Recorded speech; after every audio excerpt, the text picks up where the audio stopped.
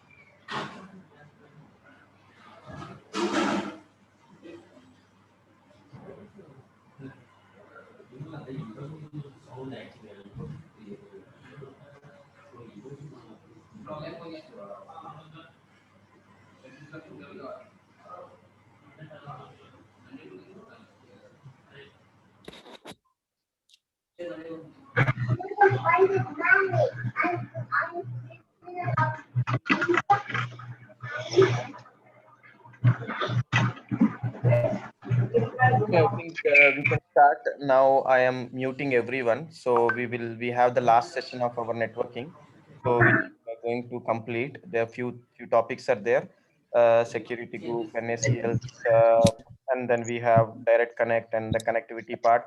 So last week we checked for the VPN connection. So further to that, there are a few more things are there which we have to complete. So before that, any questions on the networking, VPC, subnet, route, internet gateway, router, route table, VPN connection on the last week sessions? Samir, actually, last week I have missed the class due to some event.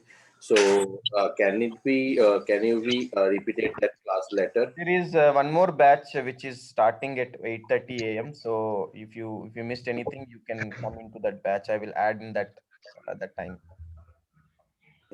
Okay, just let me know. Actually, only the VPN class I have missed last week, VPN and internet router and all. No So, problem. So what I'll do is that I'll share you the link. If you missed anything, you can join in at 8:30. okay. Sameer 8:30 का batch कब चालू होता है? Already शुरू हो गया है fundamentals of cloud में है शुरू हो गए क्या? ठीक है हाँ ठीक है.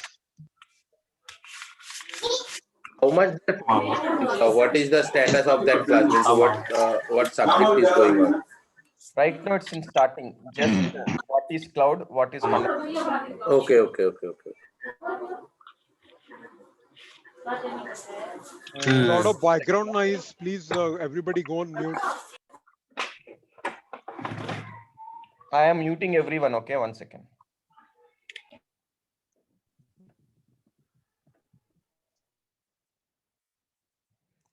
Just give me a minute. I am just opening the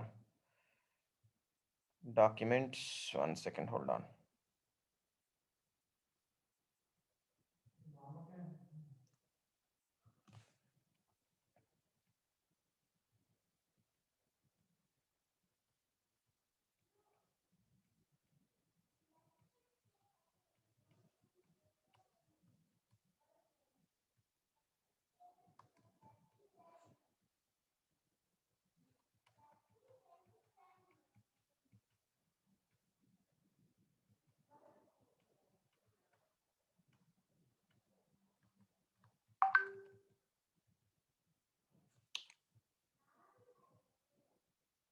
Okay, so 1 second, let me share my screen. 1 second. So let me know if you're able to see my screen. Okay, so last week we discussed about a couple of things, like we discussed about NAT gateway and NAT gateway and NAT instance we tested also. We already validated how the NAT gateway works and how the NAT instance work.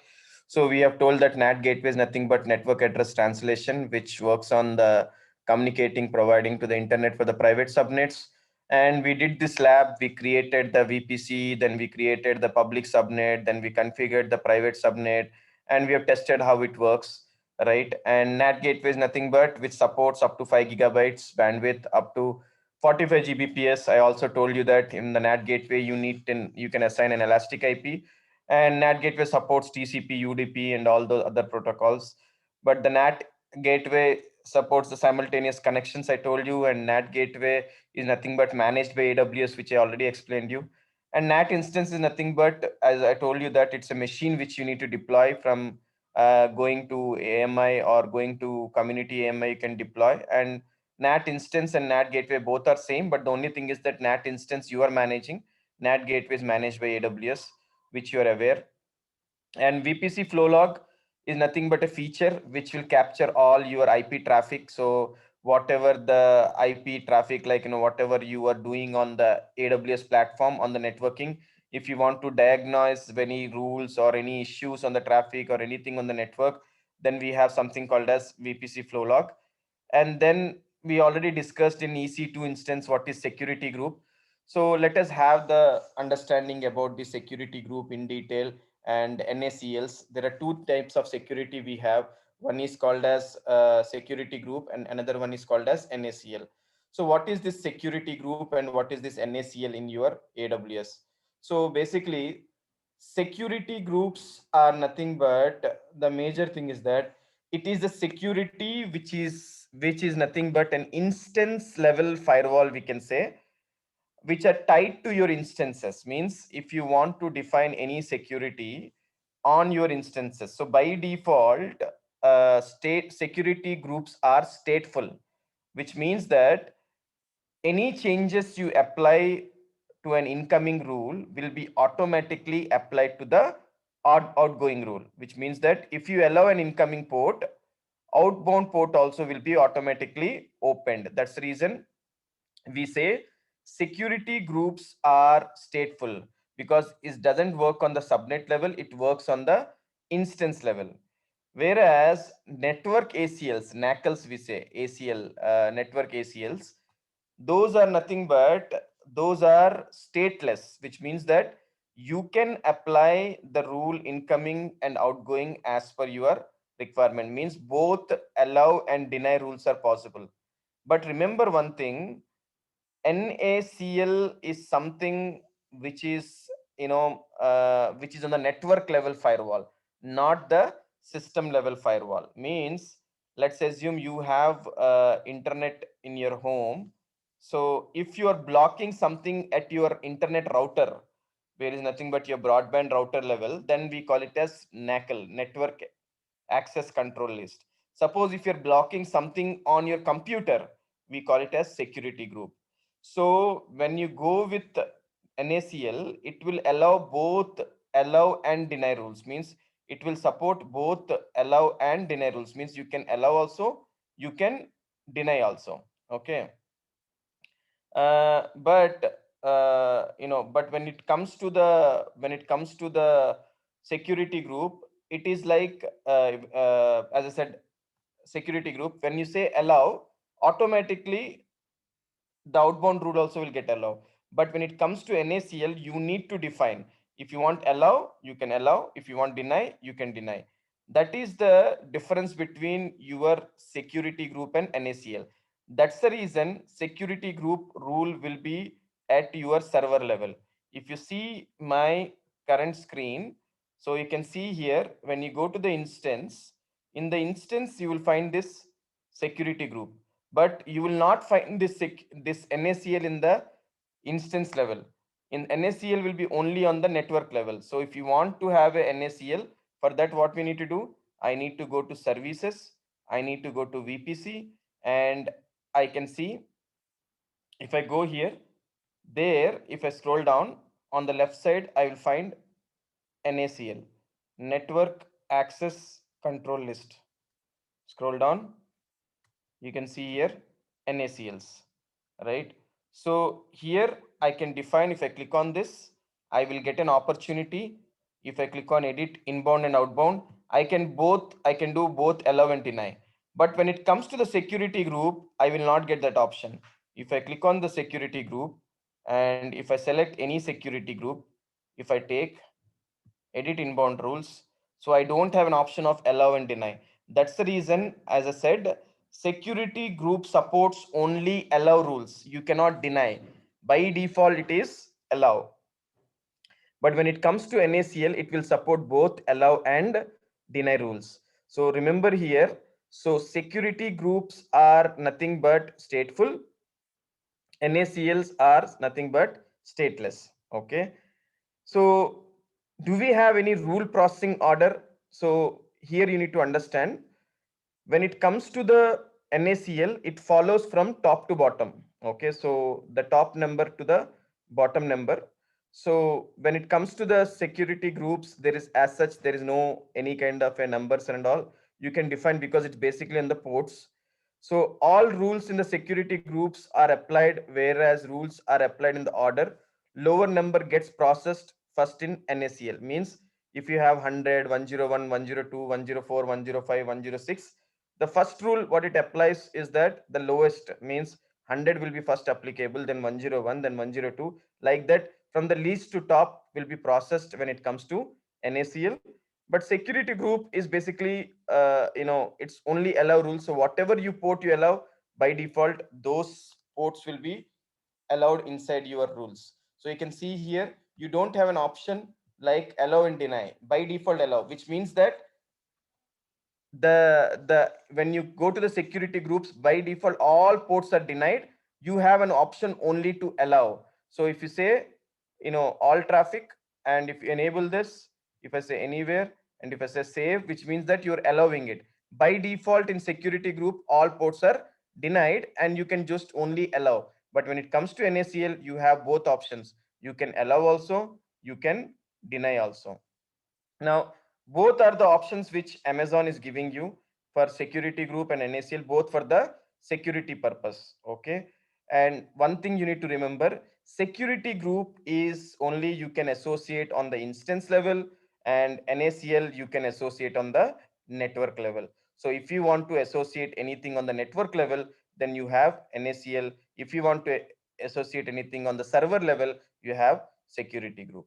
So in another ways, the first level of security, the first layer of the defense, means the first layer of fighting for your machine to protect is your security group, and the second layer of the security, which is nothing but your NaCl. So you need to be very careful. Suppose your network administrator has denied some rules on the NaCl, you do 100 things on the security group, nothing will work because your server side it is blocked. So you need to remember where exactly which network, whether he deployed on the network level or whether he did it on the server level. That kind of a security you need to be aware when you are doing on the firewalls. So only these two firewalls are there. No, there's no much firewalls, only security group and NaCl. Now you want to have your own firewall, you can put it, but by default Amazon provides you only two types of firewall. One is security group, second one is NaCl. So very quickly to understand, again revising you quickly, 5 major points.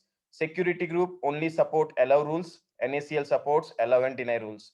Security group is stateful, NACL is stateless.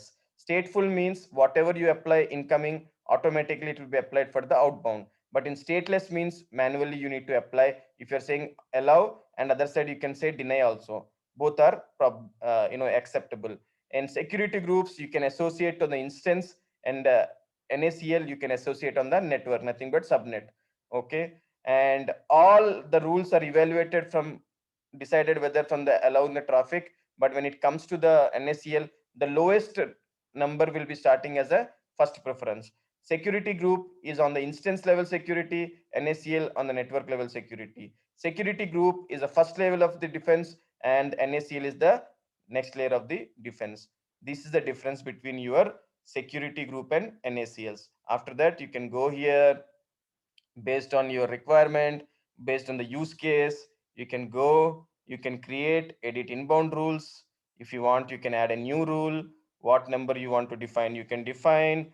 And 101, let's assume you want to block some ports, SSH or something. You want to say deny, you can define the rule. The moment you deny it here, automatically it will get denied on your server level, because in the network side, you're blocking the ports. So you can define as per your requirement how you want to define. That we will discuss in detail when we talk about it. And then we need to discuss about one more topic called as nothing but your AWS Direct Connect. Now, what is this AWS Direct Connect? So last week you discussed about the VPN connection and how this VPN connection has the relation with the Direct Connect. So see here, I am putting the Direct Connect. So what is this Direct Connect? So let me open one presentation and explain you. I hope everyone are able to see my screen. Okay, so what is this AWS Direct Connect? Why do I need to go with AWS Direct Connect? So AWS Direct Connect is nothing but it is a service which creates or which establish a connection between AWS and your data center. For example, let's assume this is my AWS data center. Okay, and this is my on-premises environment. Let's assume on-premises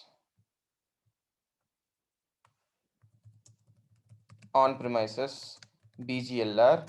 If you want to establish a connection between your on-premises environment to the AWS via internet, Amazon is providing a service called as AWS Direct Connect.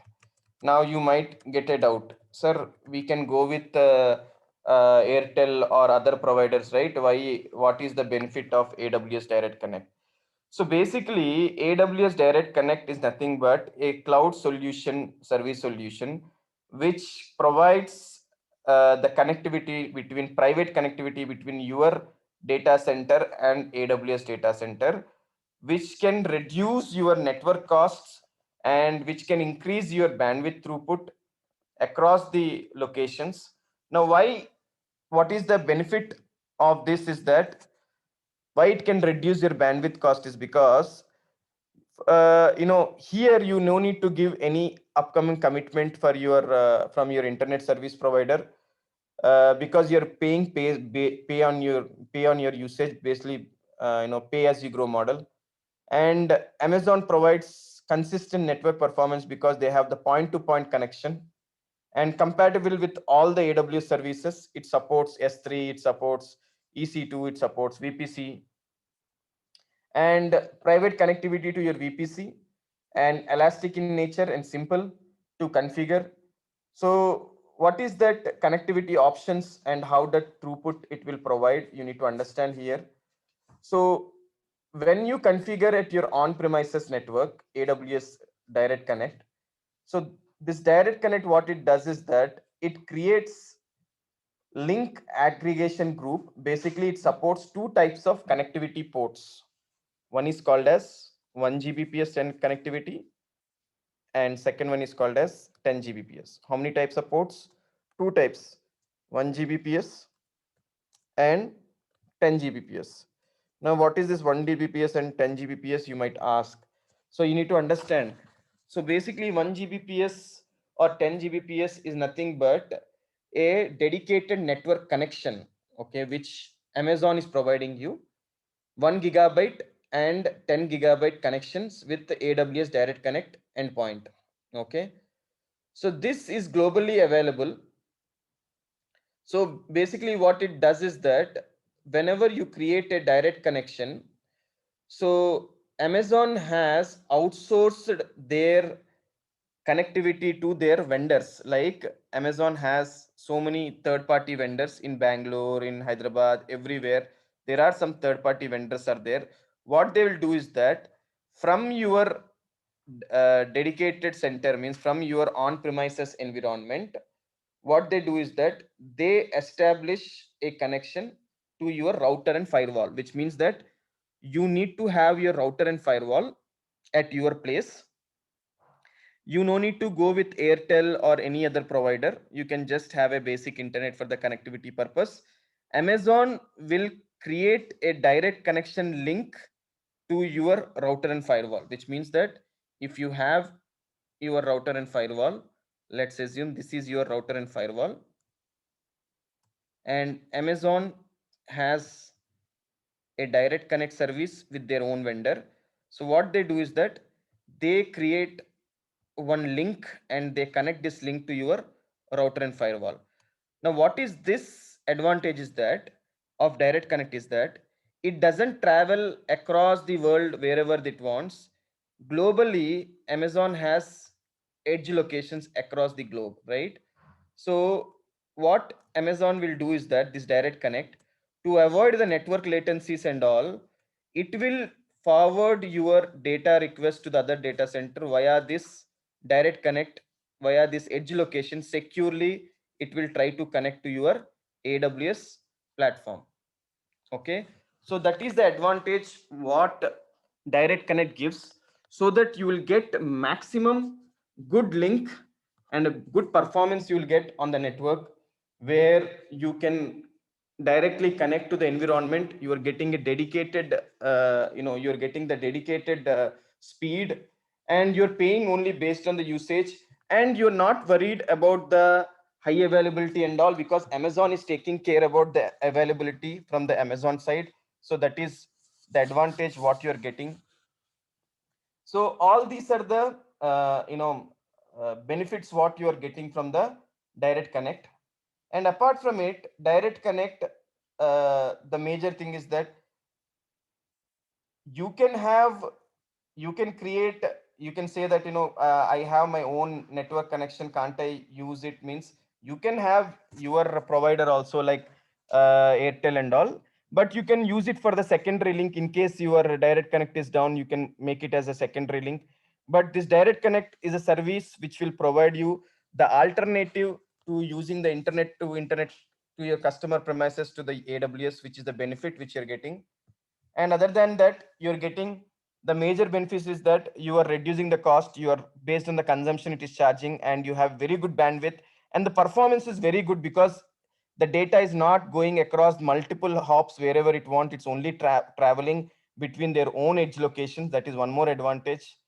And you can use the private link, private network connection also with your AWS. And the other thing is that some of the locations it is available, and most of the maximum locations you are this is available. I can see, right? You can in India, in Mumbai, if you go with the Mumbai in Asia Pacific, there is a company called GPX India Private Limited, which has been outsourced to the for the connectivity. And in Bangalore we have NetMagic, who does this connectivity. And we have Sifi Rabale, that is for the Mumbai. And we have STT Delhi, and we have STT Chennai, we have STT Hyderabad. Like this, we have different you know outsourcing vendors. So they will come and they will create the connectivity if you need for the connection. So you need to contact these people. So they are the AWS Direct Connect partners. So where they will allow the connectivity from, means they will create a connection from your on premises to AWS Direct Connect. and there are basically there is no setup charges. You no need to pay anything for the setup. You may cancel anytime. They are not charging you anything, but only certain things is that basically port hours, the number of hours you use the port. So as I told you, 1 GB port and 10 GB port. So they'll be charging based on the number of hours the port has been consumed with the number of bandwidth, like how much Gbps you have been used. So they'll be charging based on that. And suppose anytime you want to disconnect, you can disconnect. And other thing is that, for example, you take that you have consumed 200 mbps on the connection, and hourly means, for example, you have consumed 200 mbps and later you have used 100 mbps, later you use 50 mbps, however you used. So what they do is that port usage, like first 1 hour how much mbps, second 1 hour how much mbps, total how much you consumed. So on an average, they will take it and they will charge you for the billing, and that is how they'll be charging you based on the port hours, which all includes your taxes and other things. Already by default, it is included. And the connections are supported in AWS Direct Connect 1 Gbps and 10 Gbps. So some people will have very less connection, like 50 Mbps, 100 Mbps, 300 Mbps. So that is also acceptable. That is also supported, but it again depends on your AWS Direct Connect provider. So based on the Direct Connect provider availability, they will be they will be providing, means how much they can provide you. So based on that, it is you need to check with the Direct Connect provider also how much they are providing. But by default, these two types of ports connections are available. Now capacity can be optimized from 50 mbps to 10 gbps. Again, it is the approval from your Direct Connect partner how much he is going to give you. And the next one more question will be that, can I create any number of routes in your direct connection? So up to 100 routes it is available, means you can do it with the BGP protocol for connecting the direct connect. So all these are the benefits what you get in the direct connect.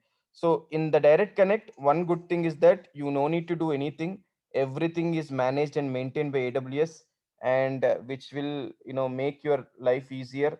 Like it's a high availability, uh, in the connectivity, everything means end to end, dedicatedly managed by AWS.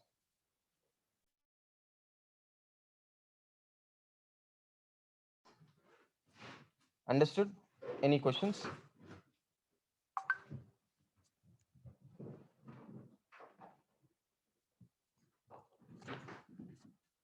Hello?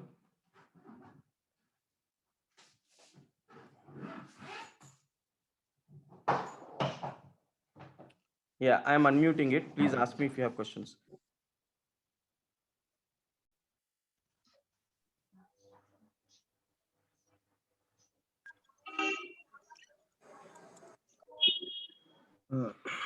It's a 1 Gbps means it's a speed or something we can use in 1 Gbps.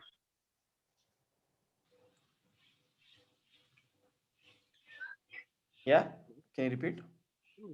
Yeah, it's a 1 Gbps is a speed or something we can use up to 1 Gbps. No, you have two ports, 1 Gbps as well as 10 Gbps. Yeah, but is that in concern with the speed or we can use up to 1 to 10 Gbps? Yeah, that's what I said. No, you can 20 Mbps, 50 Mbps. That you need to check with the partner. If he's allowing, you can use it. Means it depend upon the speed. Correct.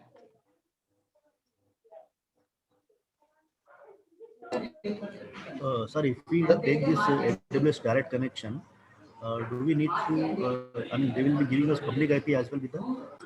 Yes. So we need not take any other internet connection if we have this. Terminating the connection. If we take this, we need not have any other internet connection, right? You no need to have, but for the local internet, you can use it. But everything Amazon will take care. Okay. No, sir. Hello. Yes. If I get AWS direct connection, No need to take internet connection from other vendor. So as I said, right, for your local communication, you need an internet secondary connection. Okay. But for providing the link and establishing a site-to-site VPN, you need it. This is for only the link between my premise and the AWS premise.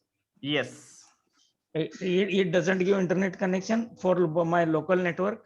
No, for that you need to have a broadband connection, whatever the internet connection is there, right? Depends on what kind of a connection you're using with your partner. So that connection only you need to take. For example, you have your internet from Airtel or anything you have taken. So that connection will be there. This connection you're routing for the dedicated site-to-site connection. So yeah, That means this is a point-to-point connectivity. correct. Okay. From your direct connection link to your AWS platform. Right. Samir, this is regarding the ECL and NACL. My question is, do I need to configure both when we are setting a networking? So do I need to connect both? Is it both required?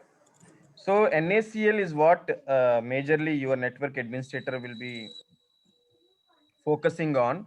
So he will be, he will be blocking or allowing the ports based on the connectivity. So NACL is the first preference which they do. Like for example, in your environment, you want to block the complete for the complete environment. If they want to block certain ports, they will only define on the NACL. Security group is the server admin. Let's assume database admin is there, Windows admin is there, Linux admin is there. It is up to that particular administrator what we say that use case, like what he want to block based on his requirement. Samir, can we apply both NACL and security group? Yeah. You apply both, but for example, you said denied in what is that network? NACL. You said allowed in security. Only in network will be applied first. Okay, so that's why we provide the numbers, right? A small number is high priority and bigger number is low priority in Correct. NACL. Yes. Okay, in that case, security group I think fail because this is the stateless, See, right? something if you block, it is like security group is on the server side and NACL on the network side. If you're applying on the NACL and you modify anything on the security group, it doesn't apply because already you did the major change on the network side. So network side will be always taken as a first priority. Okay. So Samir, regarding this numbering, number of rules what we have created, like 100, 101, 102, the AI. What is the functionality of that? Means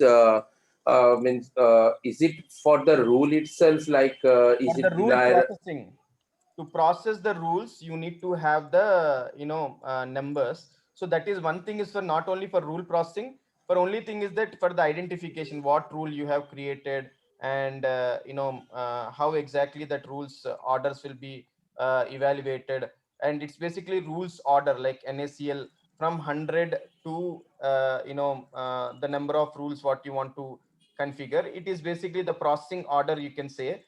So this rule number is basically which will tell you starting with the lowest number and matched traffic maximum. Second, it will tell about the type, what kind of a type is it? Is it this SSH port or whether it's HTTP, what kind of type it is. And the third one, it describes about the protocol, what kind of a protocol you are using. And the fourth one is port range. Like, by default, everything will have ports, right?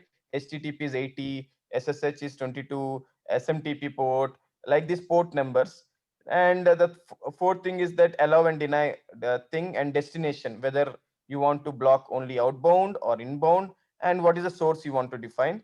Those all things will be there. So rule, type, what kind of a type and what kind of a protocol, what kind of a port range you are defining, source, and the parameter. These four things you need to define when it comes to the NACL. No, you want to customize, you can customize. So from the rules, like however you want to create. So there are so many ephemeral ports are also there. 32,000 to 65,000 ports are there. So you can define as per your requirement. Like you can say 100 for HTTP, 105 for HTTPS, SSH 120, 130 RDP. Like that, you can customize it. Means you can create the rule parameters and all. Okay, like basically what we do is that we say all kind of kernel ports from 37,000 to 61,000, and we define load balancing ports from 1,000 to 65,000, operating system ports from 1,000 to 5,000. Like this, we use in general. So as per your requirement, if you create a rule order, how you want to define, it will be helpful for you. Means you can see what you have put, what you have not put. It will become easy for you. Can we make it as exception, like some of the for some instances, for example, we want to use SSH. For some instances, we want to use Then remote. you need to allow in the network, block in the server. Okay. So exception rule is like that. Shamir, how we can manage the rule? Now, suppose I am a network administrator. I have created 5 rules. And now suppose I have created a 150, 140, 130, 120, 110 kind of, and I have provided, okay, this port is allow on this rule and this port is block on this rule and this port is kind of I have configured.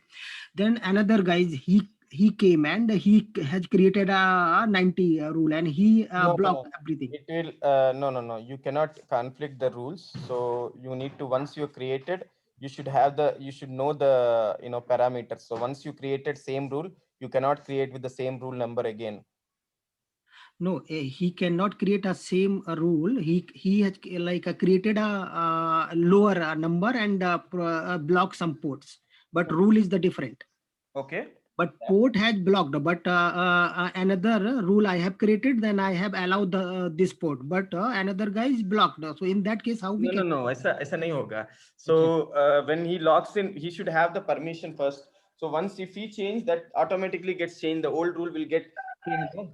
So the same rule number, you are also logging in and he is also logging in. You did allowed, then he did denied. So it is like, what kind of a permissions you have defined to that administrator. So which is nothing but if suppose both are same admins, he is allowing and you are denying, and you are denying, he is allowing. If you both have the same control, so whoever is the last applied will be the applicable. Okay. Samir, do you conducting the lab on security group and NACL? You did so many things on the security group. When we launched the EC2 instances, we blocked it, right? Yeah. How to connect and all. Okay. I will give you a scenario. I will block in my laptop and I will do some changes. You need to fix it. That we'll do it later once we complete this. Okay. On NACL? Yeah. Okay. If something is blocked on security group and allowed on NACL, so will at that time also NACL will take preference? What? Something is blocked in security group. Some port is blocked in security group and it's allowed in NACL. So then also NACL will take preference. NACL security group, it is blocked. NACL is allowed, which means that there's no blocker from the network side. You need to check on the server side only. Okay, so basically from server that port will not be allowed, right? Yes. So inside somebody who's trying to access, that will not connect. So they need to do a manual validation. Okay. Clear on the NACL and direct connect? Okay. Now somebody was asking about elastic interfaces or anything. So as I said, you right, we need to have a couple of things. Okay. So how we can how we can plan and how exactly we can work on it is that, so when you define elastic interfaces, that's nothing but those are network cards of your EC2 instances. So whenever you launch your EC2 machine, by default your elastic interfaces, or nothing but we call it as network interfaces, will be there. So you can attach based on your use case to use case. So let me share my screen and show you so that you will get a clarity how exactly it is there. If I go here onto the EC2,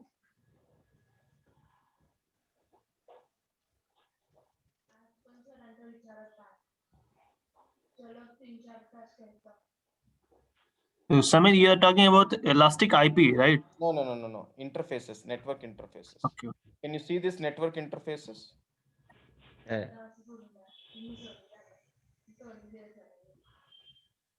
Right, so you can see here.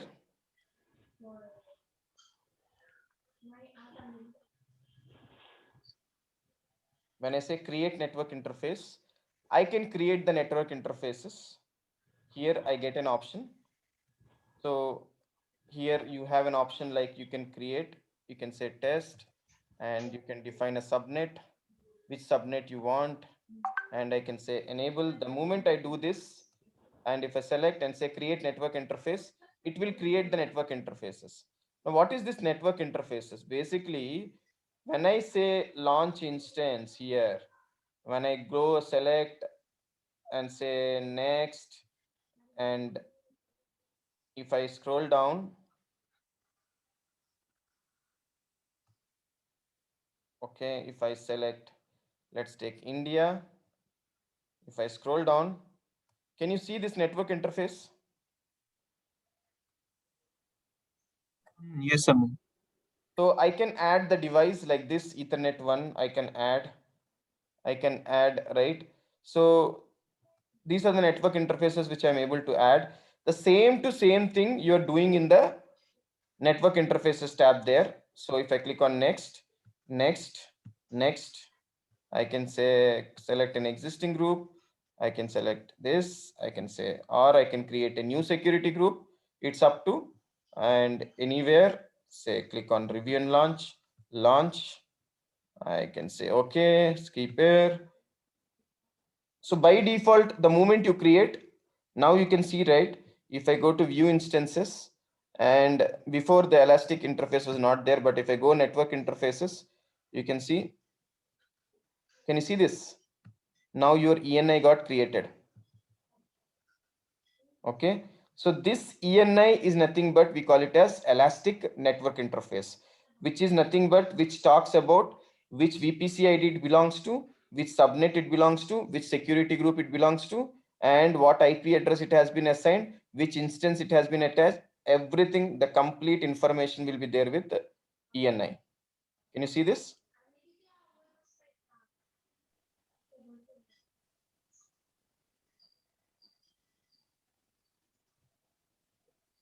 Right. What is the huge Shamira ENI?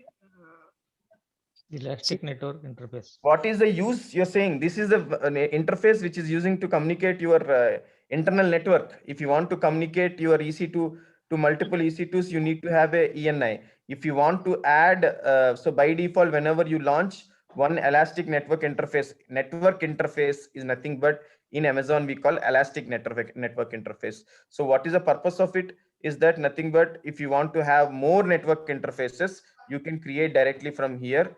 You can say and you can define, or else at the time of launch you can create the interfaces. So the usage is that to communicate to your EC2 instances. So Samir, when we create instance, by default one network interface will be get there. created. It will get created by Yes. default. Yes. If you need more, you need to go here. And you Okay. might get a doubt, can I create as many as you want? Means no. Again, that ENI you can create based on the size of that machine, whether it's a micro, whether it's an instance, whether it is what is that small, XL, large, medium. Based on that, you can go and create. So by default, one network interface will get created. If you need to create more, you can go and configure from here. So, Shamir, in one VPC, how many ENI created? Only one, or? So as I told you, by default, only one. By default, only one. Yeah. Okay, now suppose I created a 2 VPC. So in that case, will I create a ENI for separate Devesh, you're getting very confused. So this is ENI is nothing for your instance network card, nowhere related to your VPC. Every computer will have a network card. Okay. This is the network card. So by default, when you launch an EC2 machine, one network card will get created. That is called as Elastic Network Interface. Okay. So we call it as, in our terminology, we call network card. In Amazon terminology, they call it as Elastic Network Interface. So this Elastic Network Interface, by default, you can create one. If you need more, you need to go here and say create network interface. Like this, you can create. However, you cannot create as many as you want. If you want to create as many as you want, that is depends upon the instance type and instance model. That is what I am explaining you. Samir, where you click to create that additional? Here, create network. Okay, okay. Thank you. Thank you. So Samir, when we create a Elastic network interface, IP get automatically assigned to that interface, or we should assign IP address to that card? Automatically, you will get the IP address. Okay, see here carefully. Create network interface. Here you need to give a name. Okay, let's assume test. And the below, are you getting the subnet? So this subnet is something which you have created, right? Correct, You know which subnet you have created: Mumbai, private subnet, public subnet, or whatever the name you have given. Let's assume private subnet. So whatever the IP range you have defined in this private subnet, you will get the IP of the same range. Okay, I scroll down. I'll say create network interface. Okay, I'm selecting security group just for the firewall purpose and say create. So it got created. Can you see this? Now you got the second network interface, right? So 10.0.1.22. Why I got 10.0.1.22? Because my subnet, what I created, this belongs to that particular network called 10.0.1 network. So if you see it, that's the reason you got 10.0.1.22 automatically assigned from this pool. Okay. Samir, is it possible to if suppose I have created one server and it requires two different public IPs for some reason for the application to run, can we attach to Ethernet over there? Okay. So okay, now very good question. So you are asking like I have a 1 second. So I have an instance and you have network interface. Yes. And create network interface. And what is that you're asking? Here you want to assign. Yeah, like suppose can I attach two interface in one instance for some reason? Yeah, you can attach. So now you can suppose you want to assign this to the same instance, you can do that. If you go here, actions at the top, attach is there. Can you see this? Yeah. Attach, and you can provide your instance. Let's assume this is the instance and say attach. So which means that this instance has how many network cards? 2 network cards. Yeah. Samir, what is the bandwidth or default bandwidth of this network card? 1 GB or 10 GB? Very good question. So what would be the bandwidth? Shivling, EC2 ho gaya. Starting only I told you. When you launch the EC2 machine, depends on that EC2 type of the machine, your bandwidth will be there. For example, if I say launch instance, okay, if I select, right? So if I scroll down here, okay, so you can see this is saying up to 5 Gbps for this one. Okay, if I scroll down, right, up to 10 Gbps. And if you scroll down, 25 Gbps. One size has one network speed, right? So by default, this all things T, whatever you get T is nothing but up to 1 Gbps. You'll not get more than that. Okay. It answers the question. Samir, from where you are seeing that 10 Gbps and all, can you please show me again the earlier table what you have shown, where Yeah, we are 1 getting second. that how much connection? Huh? 1 second, I'll show you 1 second. Just a second, I'm just putting on mute. 1 minute, 1 second.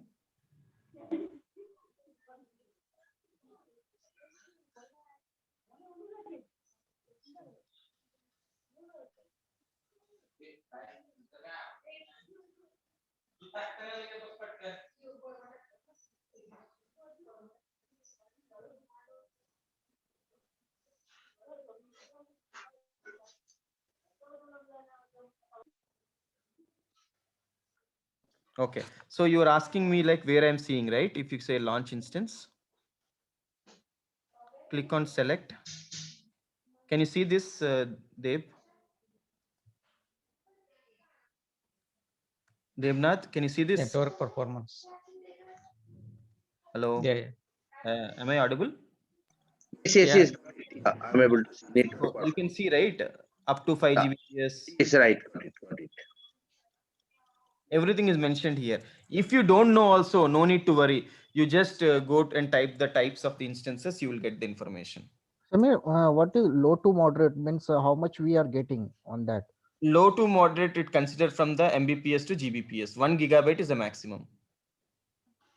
Okay. Suppose we have TP micro and can we change the bandwidth to 10 Gbps? No. You need to, if you want to change the bandwidth, then you need to change the network, means change the complete system. Okay. Means to increase the bandwidth, we need to change the like instance type. Correct, exactly. You need to change the instance type. Samir, another one is adapter is there. Fiber adapter. What is that one?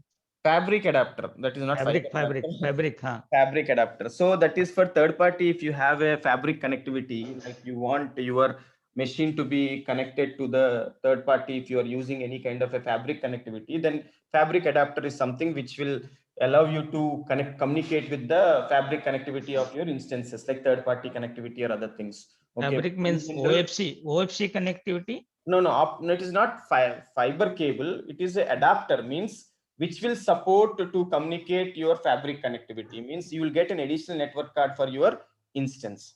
And what is the speed of that one? Bandwidth? You will get up to 1 Gbps to 10 Gbps. Okay. Okay, so these are Samir, regarding that fabric network card is going to help to increase the bandwidth only. Can you repeat the question? Can you repeat the question again? Hello? Hello, can you repeat the question?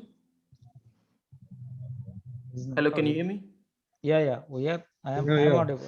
Yeah, can you repeat the question? Somebody was asking some question. I didn't understood the last.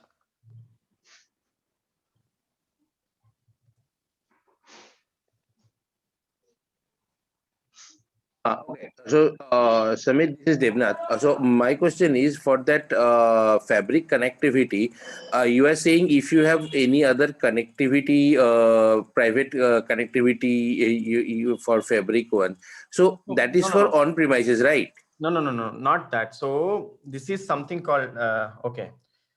This is fabric adapter. Okay, this is, I'm talking about the fabric adapter. What you are talking about is fabric fiber channel protocol. That is different. Okay, so this fabric adapter is nothing but a network interface for your EC2 instances, means for your EC2 instances to communicate or to run high level communication, which is nothing but which supports the high performance computing applications. Means whenever if you have the machines which requires the high performance communication, which requires very speed communication, and which requires the mechanism to distribute your application scaling and the network scaling more than 100K. Hello, can you hear me? Yeah, please continue. Please. So for that purpose, you use this fabric adapter. This is not fiber channel connectivity or anything. FC connectivity is something different. This is an adapter only. It's also network adapter, but we say fabric adapter because the reason is that it gives you high performance computing. for the, the machines which requires, faster throughput and faster, very, very faster solution, Amazon is giving you this, elastic fabric adapter. So other than that, you can attach, means basically this is only for your EC2. You can attach this, this elastic fabric adapter for the cloud, and it supports like certain applications are there, like NVIDIA applications, or you can say HPC applications. Those applications doesn't support your normal network cards. It requires fabric adapters. Okay, there you can use it. Means you want to say. So if I use this in instance level, does it any difference with the does there any conflict with the network interface? Means our network. No, there will not be any conflict and all. I am